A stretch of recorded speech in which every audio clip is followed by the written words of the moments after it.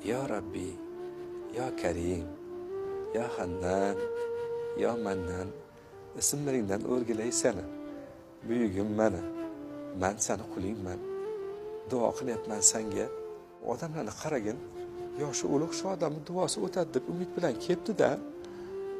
Shularning duosini qabul qilgan Allohim meni uyaltirib qo'ymagan deyapti. Haligi odamning qulligiga muhabbatim oshdi. Mana shu o'shan uchun ham odamdan duo olgani kelishsa kerak deyapman-da. Xuddi Allohni ko'rib turgandek u kishini duo qilayotganida siz Allohni his qilyapsiz. Nima qilyapsiz? Mana odamlar meni yoshi ulug' senga yaqin bo'lib qolgan deb duosi o'tadi deb kelibdi-da, meni uyaltirib qo'ymagin, shularning tilaklarini bergin. O'zing karim zotsan, o'zing razzoqsan. Salovatni ham shunaqa aytayapti.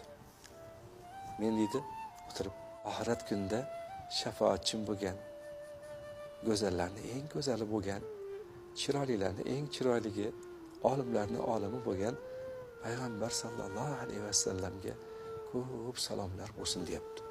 Ya'ni muhabbatini izhor qilyapti.